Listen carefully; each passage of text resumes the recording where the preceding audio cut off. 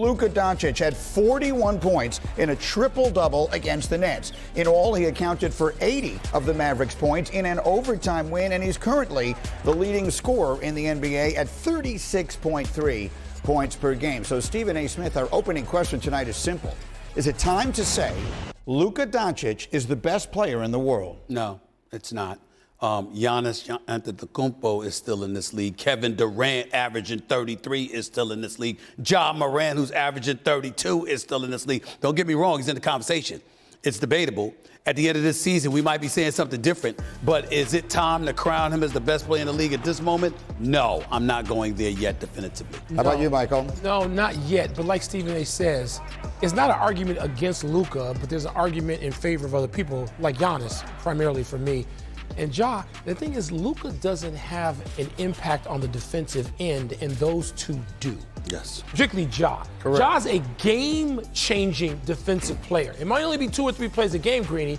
I'm not saying it's lockdown like Kawhi Leonard was 5 years ago or anything of that nature. But, man, Ja has plays that change the direction and the outcome of games. Luka doesn't have that impact on the defensive end yet. If you're going to say best player in the NBA, to me, you got to have both ends. These guys named all of the prime candidates for best top players in the game, and I agree. But Luka does something, and Giannis is the best player in the league to me. But Luka does something that nobody else does. He's going to give me 40 and give me 14 assists. He's making the people around him better. And KD is a better player than Luka. But last night served a purpose when I was watching that game. I saw KD and Kyrie able to lift themselves, score the ball. I saw Luka with a team that isn't as talented still be able to dominate on the perimeter and make the people around him better. Right. Them 2 behind-the-back passes to Kleber and Bullock, those were the plays that separate Dallas's roster is not particularly impressive otherwise, right? You're totally right. They got nice, solid pieces that know how to play their position. So we got to give credit where credit's doing. They're exceptionally well coached. We got to give that too. And Nico Harris is doing a hell of a job building this franchise. But I will tell you this. KD, we know how I feel about KD. I think when healthy, he's the best in the world. That is not what I've seen when he went up against Milwaukee. That is not what I've seen when he's going up against Luka Doncic in Dallas. What I've seen is a guy that got numbers. What I saw were 2 of those guys he was going against that had a greater impact.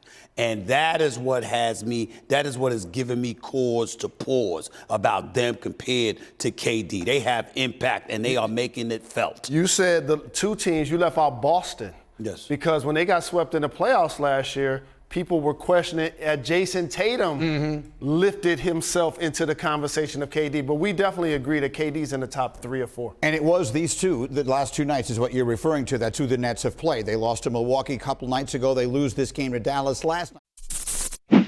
Thank you for watching ESPN on YouTube. For live streaming sports and premium content, subscribe to ESPN+.